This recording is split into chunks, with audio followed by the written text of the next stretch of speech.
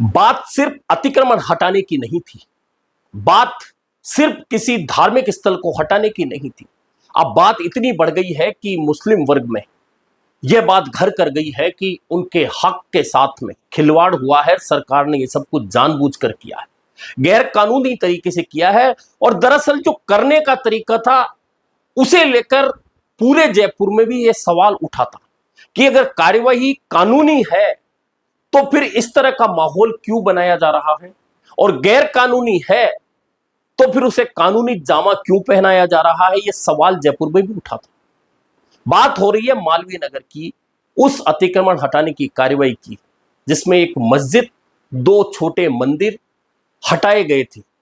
और हटाने के दौरान जिस तरह का माहौल बना दिया गया, 3000 से ज्यादा पुलिसकर्मी फोर्स तैनात कर दी गई, जयपुर में इंटरनेट सेवा बंद कर दी गई, उससे पहले फ्लैग मार्च किया गया और माहौल ऐसा बना दिया गया, पता नहीं इस अतिक्रमण हटाने की कार्रवाई के दौरान क्या हो जाएगा।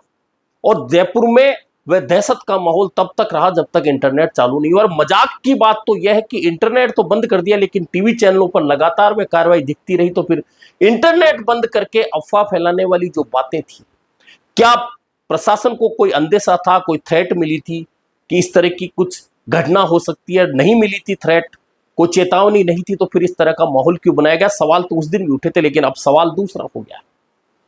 नूरानी मस्जिद गिरा दी गई, गिरा दी गई तो सबसे बड़ा सवाल अब मुस्लिम वर्ग में यह उठ रहा है और मुस्लिम वर्ग लगातार इस मामले को उद्वेलित है। आज जुम्मे की नमाज के बाद भी मुस्लिम समाज ने सवाल उठाया कि हम बिल्कुल वाजिब थे, तो फिर यह कार्रवाई क्यों की गई? दरअसल मुस्लिम सवाल है मुस्लिम समाज का, यह उस दिन से ही उठ रहा है जब यह कार्रवाई अंजाम दी जानी थी। उससे पहले ही जयपुर के दोनों मुस्लिम विधायकों सहित मुस्लिम समाज के मोजीज व्यक्ति लगातार पुलिस प्रशासन से संपर्क कर रहे थे, जेडी से संपर्क कर रहे थे, लेकिन उन्हें जो जवाब चाहिए था वह जवाब उन्हें नहीं मिल पाए। मुस्लिम सवाल जो है मुस्लिम समाज का, वह सीधा सीधा था कि नूरानी मस्जिद सबसे पहले तो सड़क सीमा में नहीं थी, वह 1981 में लीगल तरीके से जमीन खरीद के बनाई गई थी। और अगर सड़क सीमा में भी आ रही थी तो 40 फीट आ रही थी, बाकी 20 फीट छोड़ी जा सकती थी जिसमें हम इबादत कर सकते थे।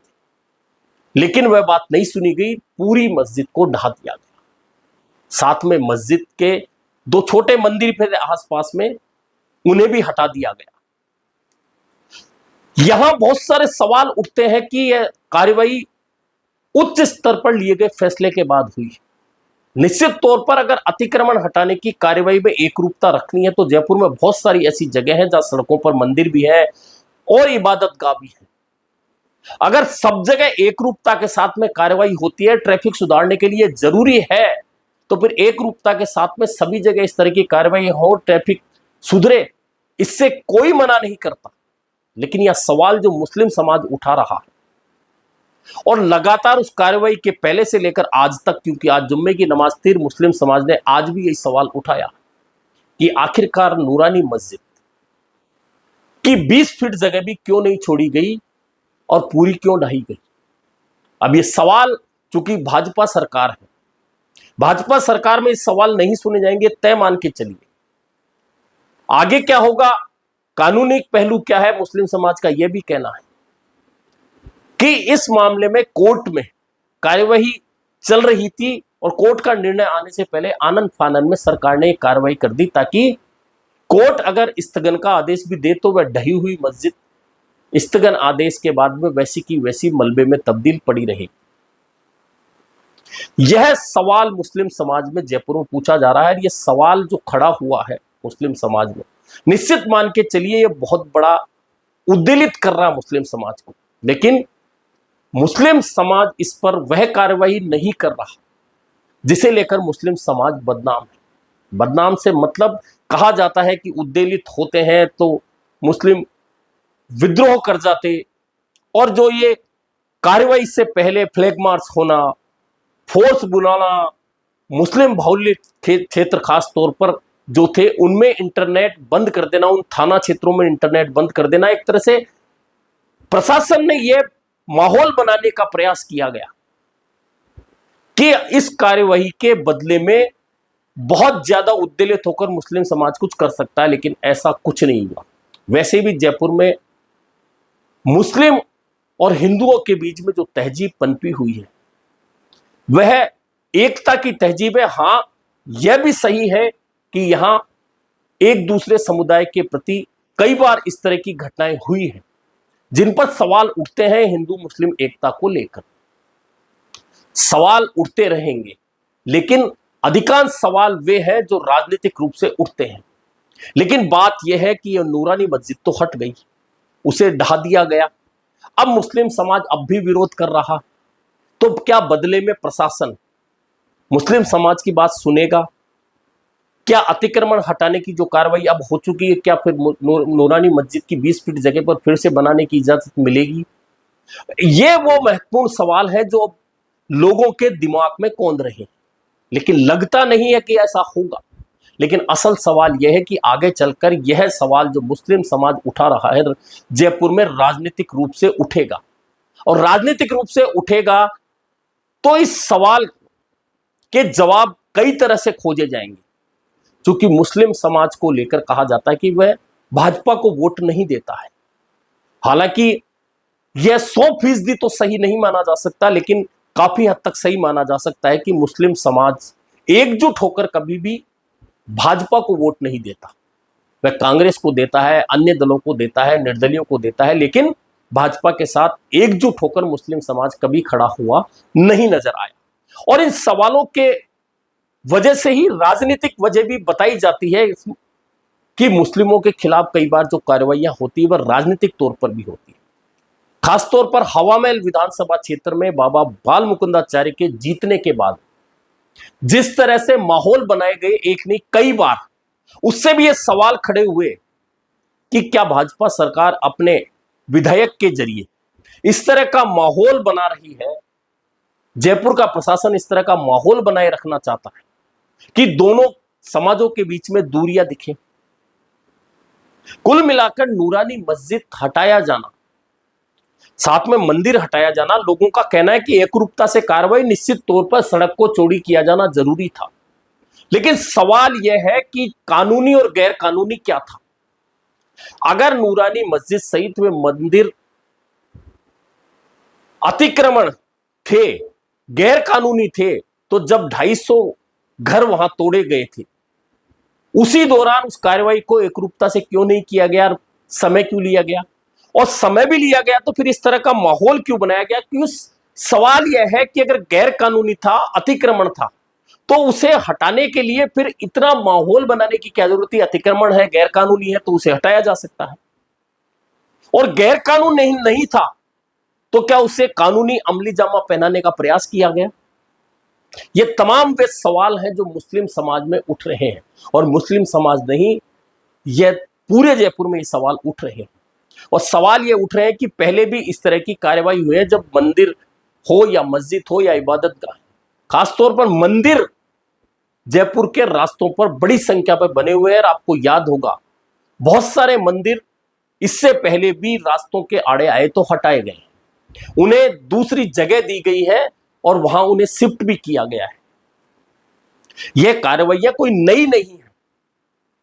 और यह भी तय है कि अधिकांश ऐसे जो मंदिर सड़क सीमा में बनते हैं, खासतौर पर उन क्षेत्रों में जो नई कॉलोनियों बस रही है, नई बसावट जहां है, वहां कोई भी पूजा घर बनता है तो वह ज्यादातर की स्थिति यह है, या तो वह पार्क में बनता है जो सार्वजनिक स्थल होता है, या फिर वह सड़क पर बनता है जो अतिक्रमण होता है। लेकिन जब वह बनते हैं तो उन्हें रोकने की हिमाकत कोई नहीं करता, और जब वह बन जाते हैं तो अचानक जब ट्रैफिक बढ़ता है और ट्रैफिक को दिक्कत होती है, उसके बाद में कार्रवाइयां होती है, तो सवाल उठते हैं प्रशासन पर।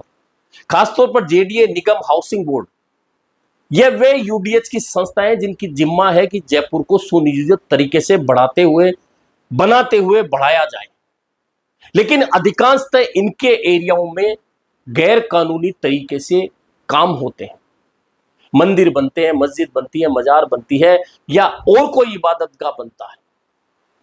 तो क्या उस समय अधिकारियों की यह जिम्मेदारी नहीं होती कि विवाद जब आगे जाकर खड़ा होगा, उन्हें पता है इस मामले को लेकर, तो उस विवाद को वहीं पर थामकर उन्हें बनने ही क्यों दिया जाए। लेकिन उस समय आंखें मूंद ली जाती है। लेकिन असल सवाल यह है कि मुस्लिम समाज में यह सवाल तो उठ रहा है नूरानी मस्जिद को लेकर, और तमाम मुस्लिम समाज के लोग आपस में बैठकर सवाल उठा रहे हैं। लेकिन इन सवाल उठाने के क्या जवाब मिलेंगे, असल बात यह है। और जवाब नहीं मिलेंगे तो ये सवाल कब तक खड़े होंगे, और कब तक खड़े होंगे तो क्या नूरानी मस्जिद को खड़ा करने के लिए मुस्लिम समाज फिर सरकार से अपील करेगा कि जो बाकी की 20 फीट की जगह है वह उन्हें मिल जाए, नूरानी मस्जिद खड़ी हो जाए, इबादत की जगह मिल जाए।